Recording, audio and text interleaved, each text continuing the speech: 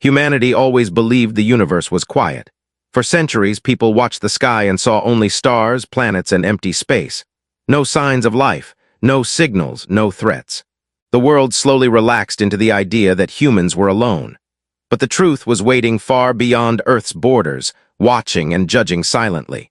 When first contact finally happened, it did not happen with a friendly message or a peaceful invitation. It came as a shock, like a cold blade pressed against the back of humanity's neck. It began on a normal evening when telescopes across the world detected strange movements near the edge of the solar system. The objects were large, metallic, and flying in perfect formation. At first, experts believed it was an unknown comet group or some rare cosmic event, but within hours the objects changed direction. They were slowing down. They were turning toward Earth. By the next morning they were close enough for every major space agency to confirm the truth. These were not rocks. These were ships, alien ships. A message soon followed. It was broadcast on every device. Screens flickered, phones buzzed, radios cracked. The same deep voice spoke in every language. The message declared that the Galactic Assembly had made a final decision about Earth. Humanity had been voted unfit to control itself. Too violent, too unpredictable, too dangerous. The galaxy had decided to place humanity under complete control. In simple words, Earth was to be enslaved. The world froze, governments panicked. The skies filled with fear. No one understood how such a huge decision could be made without even speaking to humans first. But the Assembly claimed they had already observed humanity for centuries from afar. They believed humans were too emotional, too aggressive, and too independent. They believed Earth needed order.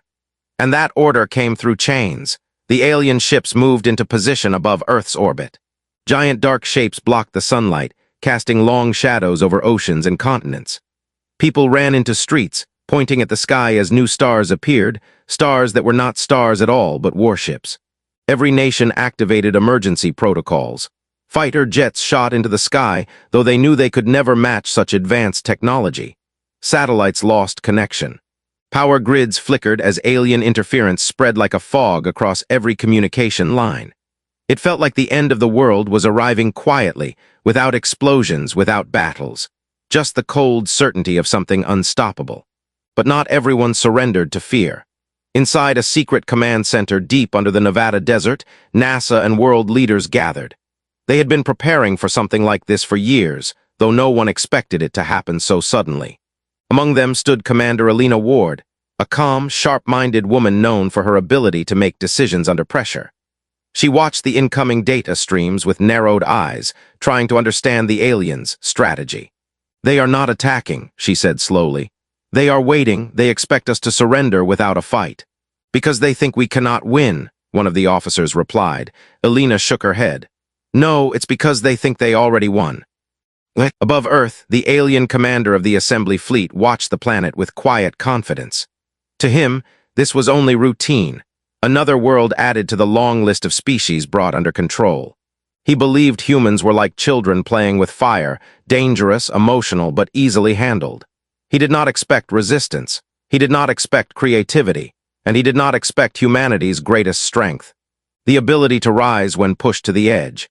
As the alien fleet prepared its final transmission to order Earth's surrender, something unexpected happened. A single human satellite that should have been disabled suddenly activated. It sent out a burst of encrypted data, bouncing between orbit and ground stations faster than any alien system could block. The message spread across every hidden human network. It was simple: "We do not bow." The alien commander frowned.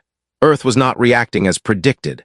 Instead of chaos, pockets of organized resistance began to appear around the planet. Nations that once argued now worked together, sharing information, building plans, preparing for something unthinkable: a fight. In cities across the world, people gathered on rooftops to watch the ships. Instead of hopelessness, many felt a strange rising fire inside their hearts. Humanity had faced war, storms, disasters, and its own darkest moments. But now the entire species was united under one threat. For the first time in history, humans were not fighting each other. They were fighting for Earth. In the secret command room, Alina stepped forward and connected to the global broadcast line. Her voice echoed across every screen on Earth. "Humanity," she said, "the galaxy has chosen to enslave us. They think we will fall to our knees, they think we are weak, but they do not know us. We fight for freedom. We fight for each other, and today we fight for Earth. Across the world, cheers erupted. Fear transformed into determination. The alien fleet detected billions of signals, humans uniting in a way no species had ever done. The alien commander realized something unsettling. Humans were not acting like victims. They were acting like warriors. He ordered his ships to begin Phase 1, forced compliance. Beams of energy aimed toward Earth's surface, designed to disable weapons and freeze resistance movements. But as the beams activated, an unexpected explosion of light appeared above the atmosphere. A hidden human station, long classified, had powered up a shield system that scientists once believed impossible. The beams hit the shield and scattered like sparks. The alien commander stood in silence.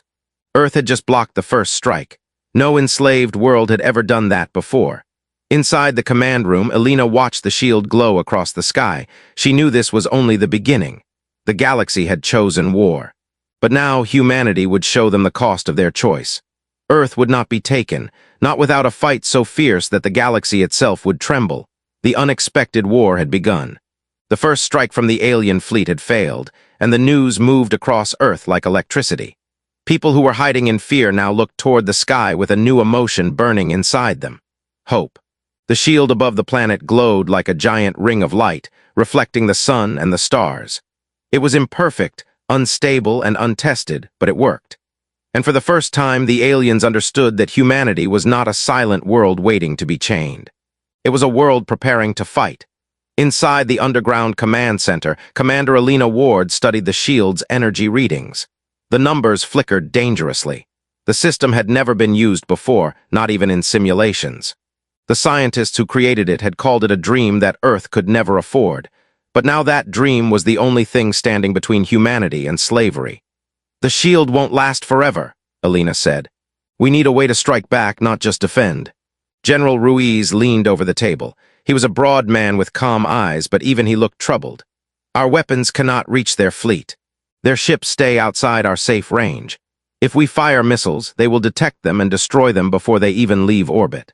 Elena tapped her fingers on the console. "Then we do not attack their ships, we attack their plan." She turned to the global intelligence screen. It displayed hundreds of alien transmissions intercepted by human satellites. The aliens believed Earth would break once the shield collapsed. They were preparing drones, landing forces, and control units. They wanted Earth alive, not destroyed. That meant they would not use full power unless necessary. "They want us controlled," Elena said. "Not dead, that gives us time." A young technician looked up from his monitor. "Commander, I found something. One of their transmission paths is weak. It looks like a signal they use between their main ship and the smaller ones." Ruiz frowned. "What are you suggesting?" "If we break their communication chain," the technician continued, "they won't move as one fleet. They will be confused, maybe even separated." Elena nodded slowly. "A divided enemy is weaker. How do we break it?" The technician hesitated. "We need something powerful, something that can overload their network." Ruiz sighed. "We do not have anything powerful enough." But Elena did not accept defeat. She stared at the holographic star map above them. "Not yet," she said, "but we can create something." Outside, the alien commander observed Earth with increasing irritation. The shield was unstable, yet still functioning. The humans were not surrendering. They were organizing. He had expected fear. Instead, he found resistance. And when the weak species resists, the assembly calls for punishment. His orders soon arrived: break Earth's spirit quickly. The alien fleet began Phase 2. Massive spherical drones were released, glowing red like falling stars. They dropped toward the atmosphere, each one designed to scan human minds, reading thoughts, finding fear, and spreading panic. These drones had conquered worlds far stronger than Earth. But when the drones reached the shield, something unexpected happened. They were not prepared for the unstable human energy field. The shield scattered their signals, causing several drones to malfunction. Some exploded, others drifted off course. The alien commander stared in disbelief. This planet was not behaving like others. On Earth, people saw the drones burning in the sky. They expected horror, but instead they saw falling lights, beautiful like meteor showers. Children pointed upward. Adults cheered. The fear that once gripped the world began to melt away. Elena watched the reaction on the global feed. They wanted to scare us, she said quietly, but now they have given humanity hope. Ruiz crossed his arms. Hope is good, but we still need a plan. Alina smiled for the first time since the invasion began. We do, and we will use their own technology against them. Her team went to work. Hidden labs around the world were activated. Engineers, scientists, programmers, and soldiers united. They combined old designs, abandoned experiments, and new ideas. For the first time in history, every great mind worked together without ego or politics. They worked for Earth. Hours passed. The shield flickered. The alien fleet adjusted its formations. And deep inside the command center, a prototype device hummed to life. It was small, no bigger than a car engine. Its silver surface glowed with blue lines running across it like veins. "This is it," the technician whispered. "A pulse generator. It can release a signal strong enough to disrupt their fleet's communication for a short time." Ruiz stared at the device. A short time? How short? Maybe 30 seconds. Ruiz rubbed his forehead. 30 seconds is not a battle window. Alina looked at the glowing device. No, but it is enough to change the battlefield. She touched the console and sent a coded message across Earth. Every human base, soldier, pilot, engineer, and resistance group received the same instruction. When the signal fires, do not hesitate. Whatever you are preparing, launch it. No one asked questions, they simply obeyed. High above the planet, the alien commander noticed strange activity on Earth's surface. Lights flashed, machines activated, the humans were not surrendering. They were planning something. He prepared his fleet for a counterattack, but before he could give the order, something extraordinary happened. A burst of white-blue energy exploded from Earth's surface. It shot upward like a rising sun, hitting the alien communication web directly. The alien ships shuddered. Their lights flickered, their displays glitched, their voices cut out.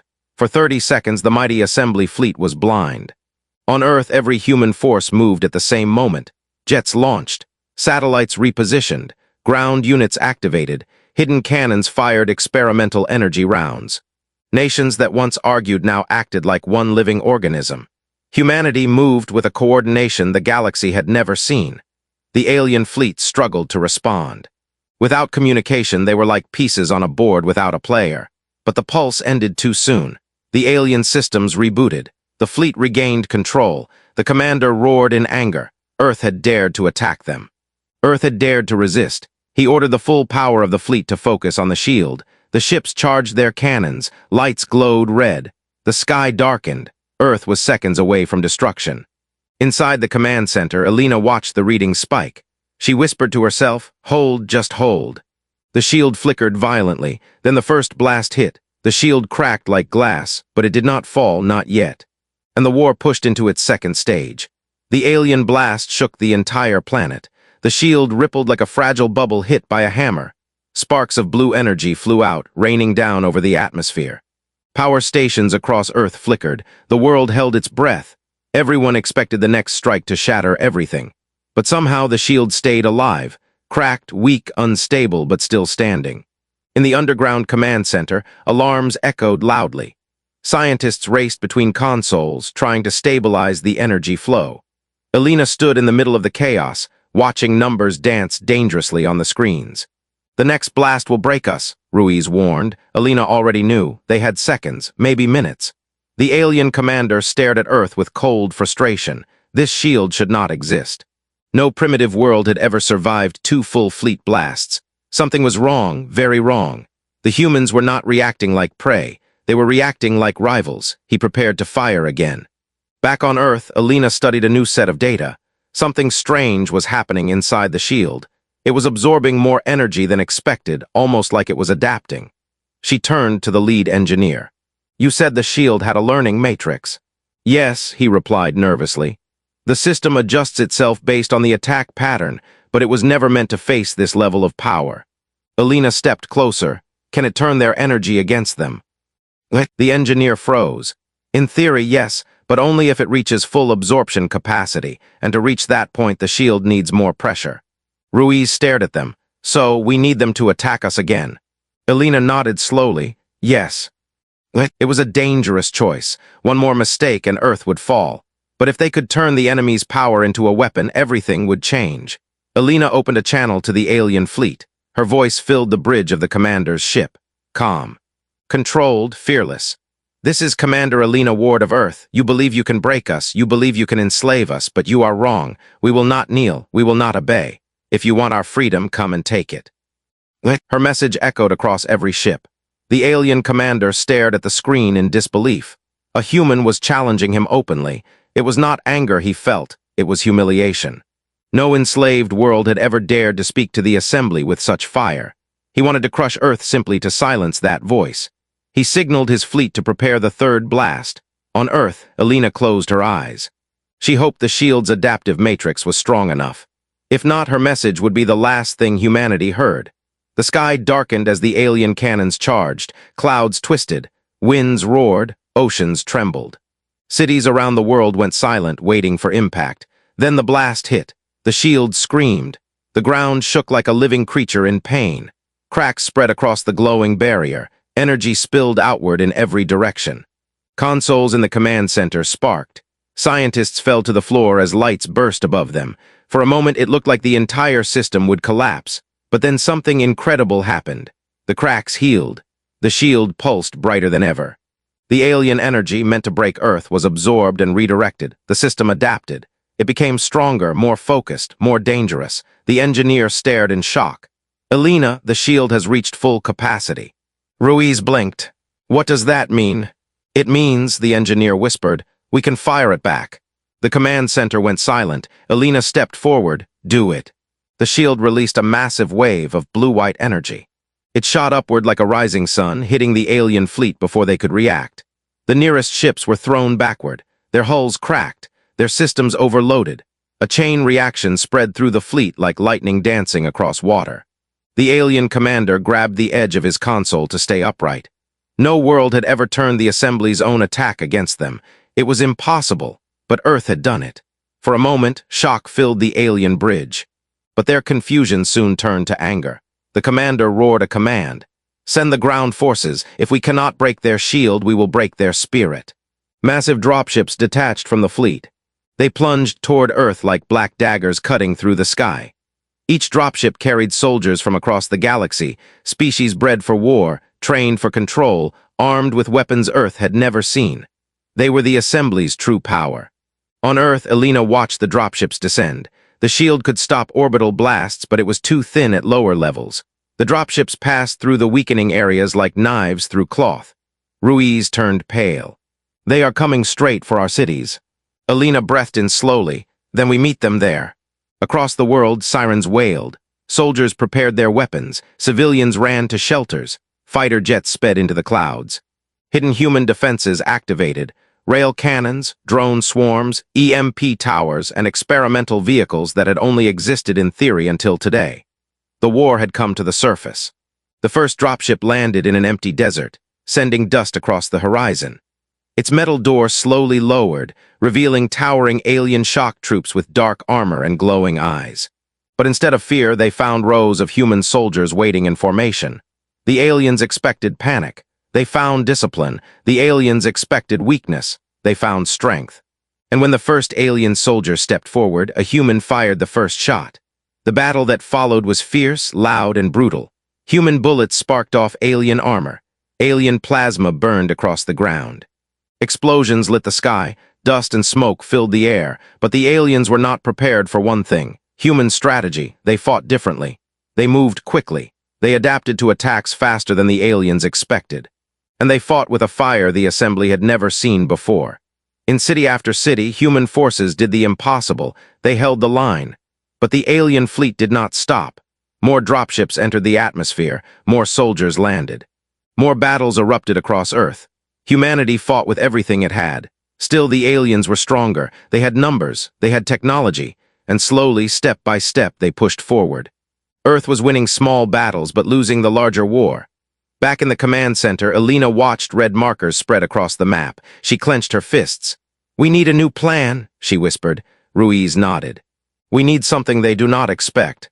Alina's eyes slowly lifted toward the hologram of the alien flagship. "We need to hit their heart," she said. "We need to strike their commander." The idea was dangerous, impossible, insane. But it was the only way, and for the first time, humanity was ready to take the fight into space. The world was burning with conflict, but hope refused to die. Earth had survived the fleet blasts, and humanity had held back the first wave of alien soldiers. But the truth was becoming clear. The assembly would not stop. Their forces grew with every hour. If humanity waited too long, the final chains would fall over the planet. In the underground command center, Elena stood beside a large hologram of the alien flagship. It hovered above the table like a dark moon, glowing with symbols her team still could not translate. The ship was massive, nearly the size of a small city. It controlled the entire invasion, and every alien soldier obeyed the commander aboard it. Ruiz looked at the hologram with disbelief. "And you want to attack that? With what, Elena? We don't have ships that can reach it. We don't even have the fuel." Elena nodded. "I know, but we are not going to use our old ships. We are going to use something new." She turned to a side door. Scientists and engineers were waiting behind it, ready to present something they had worked on for years in secret. When the doors opened, everyone inside the room gasped. Floating above a metal platform was a sleek craft with silver panels and glowing blue lines running across its frame. It looked nothing like human technology. It was sharper, cleaner, almost alien in design. Ruiz raised an eyebrow. "What is that?" The lead scientist stepped forward. "Project Horizon, a prototype reverse-engineered from fragments of old alien probes found years ago. We never finished it because no one approved funding. But now we had no choice." Elena approached the craft slowly. "Can it reach space?" "It can do more than that," the scientist said. "It can hide from alien scanners. It bends light, bends heat, even bends sound waves. The enemies above won't see it coming." Ruiz crossed his arms. "And who will fly it?"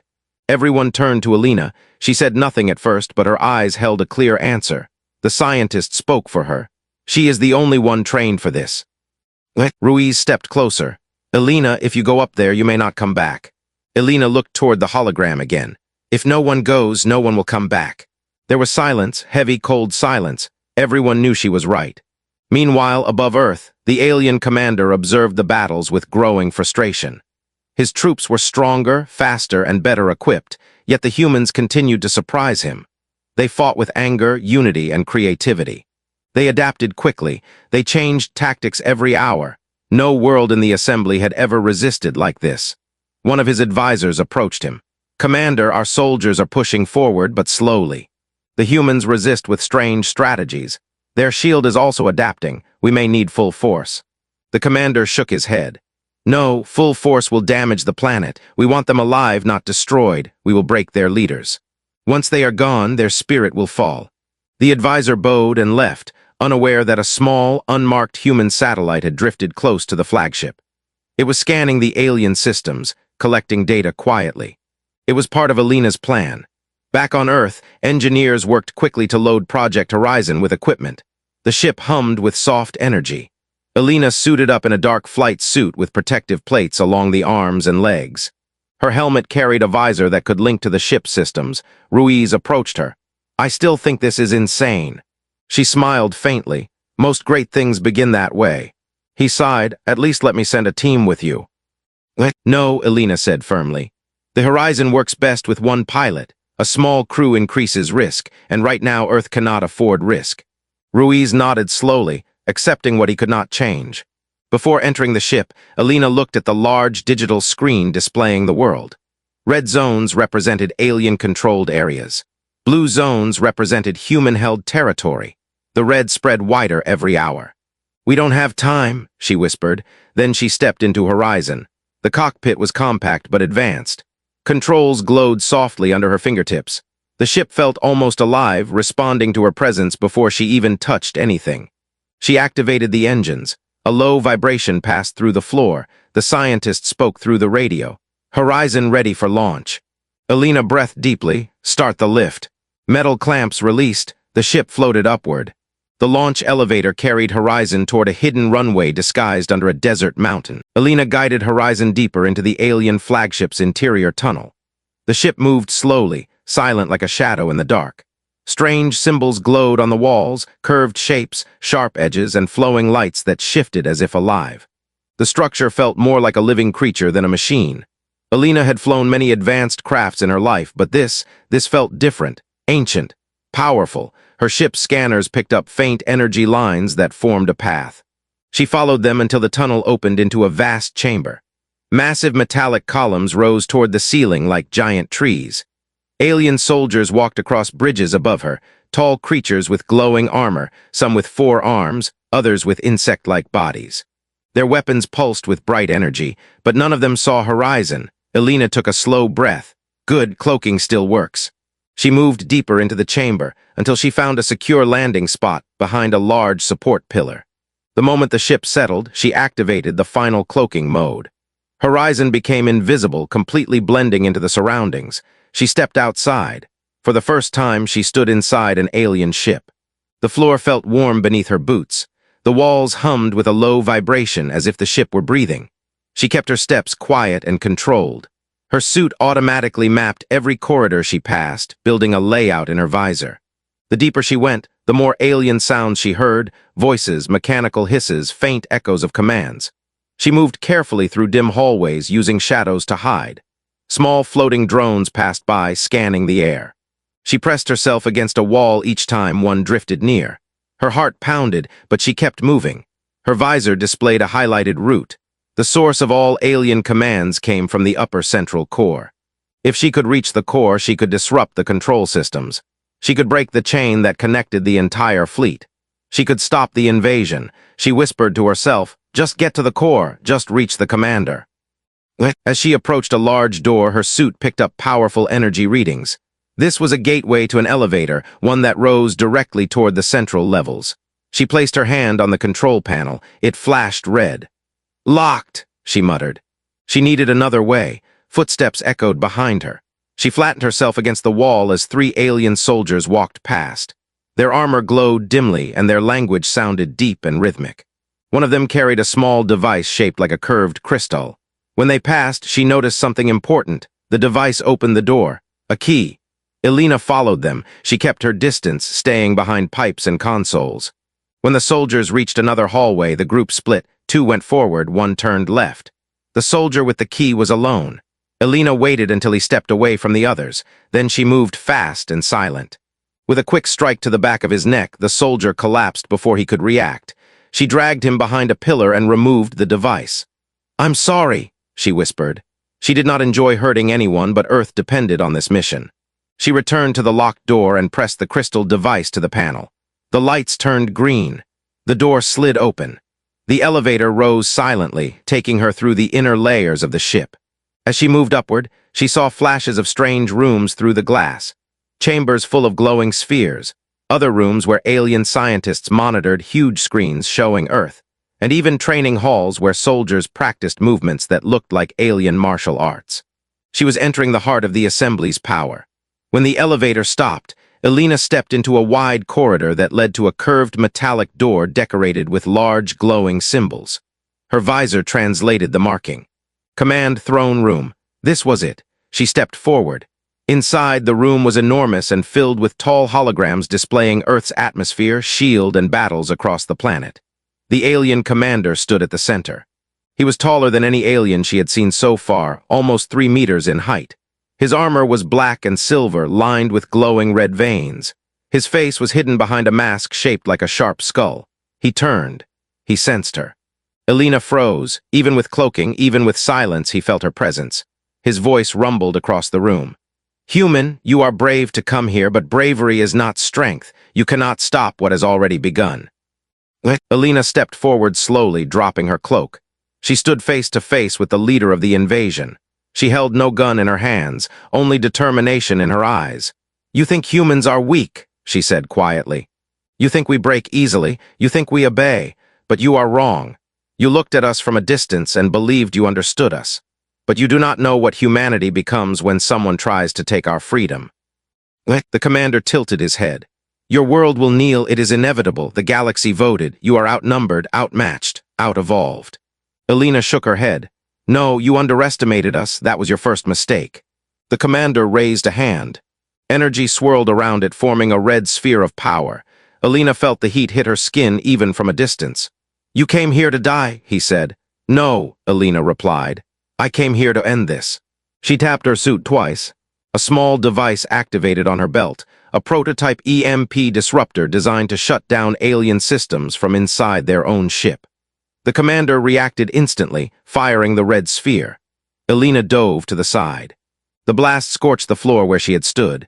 She rolled behind a console as alarms screamed. The EMP surged, the room flickered, screens went dark, holograms shattered into static, the floor vibrated. The entire ship groaned like it was in pain. The commander roared in anger. "What have you done?" Elena stood again, breathing hard. "I broke your control." Outside in space, the flagship signals began to collapse. The fleet around Earth reacted with confusion. Alien soldiers on the surface froze mid-battle. Their communication links crashed. Entire units lost coordination. Human soldiers saw the hesitation and advanced. Inside the throne room, the commander took one step toward Elena. His armor flickered with unstable energy.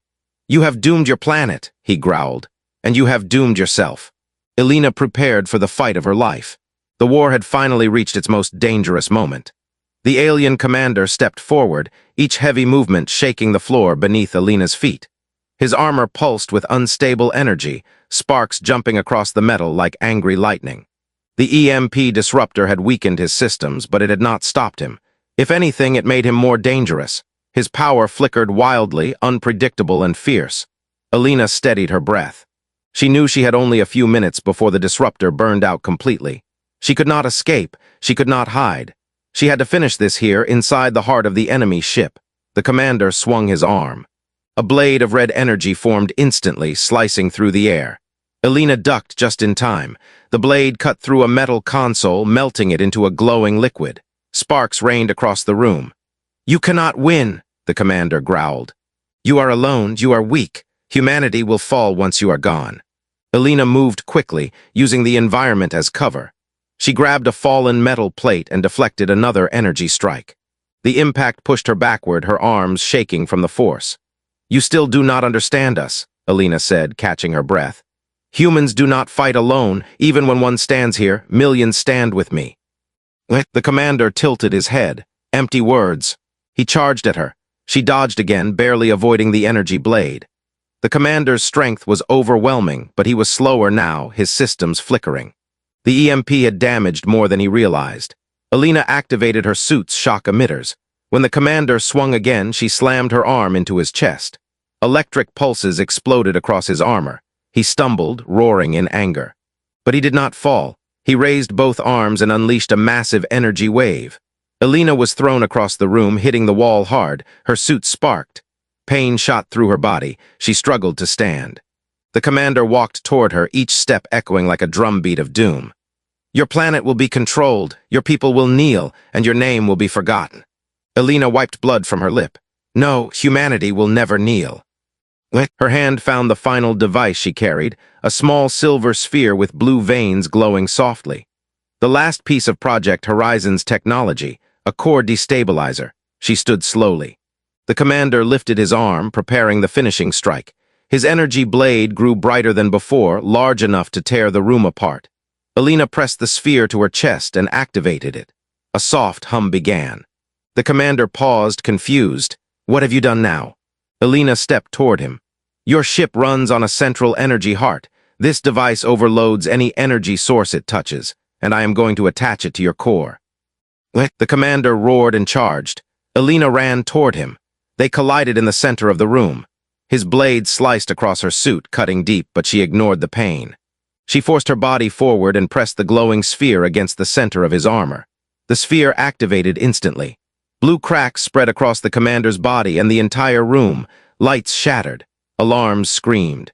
The floor vibrated violently. "No," the commander roared, "you cannot destroy the assembly." Elena looked into his burning eyes. "Watch us." The sphere exploded in a surge of blue energy. The commander's armor broke apart from the inside. His body collapsed, the energy blade fading from his hand. The throne room plunged into darkness, except for a pulsing blue light spreading through the ship. The core was destabilizing. The entire flagship was going to fall. Elena stumbled backward. She could barely breathe. Her suit was failing, her strength fading. But she still had one mission left: to escape before the ship exploded. She triggered her suit beacon. Far below, Horizon, still cloaked, received the signal. The ship activated itself and moved through the halls of the flagship, guided by autopilot. Elena dragged herself through the collapsing corridor, sparks falling around her. Horizon, she whispered, come on. A loud crash echoed behind her as a giant support beam fell. She rolled out of the way just in time. The ship's structure groaned as the core destabilizer spread deeper. The blue cracks reached the outer walls. The fleet outside detected the collapse. Alien ships panicked. Units below on Earth froze. The entire invasion force began falling apart. At the last possible moment, Horizon burst through a nearby wall, glowing with energy. Its hatch opened. Elena leaped inside, falling hard onto the seat. She slammed her hand against the control panel. Go. Horizon shot forward, blasting out of the flagship through a collapsing tunnel. The ship exploded behind her in a massive flash of blue and white. The shockwave pushed Horizon away, sending Elena's ship spinning before systems stabilized. The flagship was gone. The commander was gone. The fleet below scattered in confusion. Humanity had won. On Earth, Ruiz watched the alien ships retreat. Soldiers cheered. People cried in relief. Cities lit up with celebration. The nightmare was ending. A signal suddenly pinged on his console. Horizon, Elena, she was alive. Ruiz opened the global broadcast. Earth, our commander is returning home. Across the world, billions listened as Elena's voice, weak but steady, came through. The galaxy chose to enslave humanity, but today humanity stands free. Cheers erupted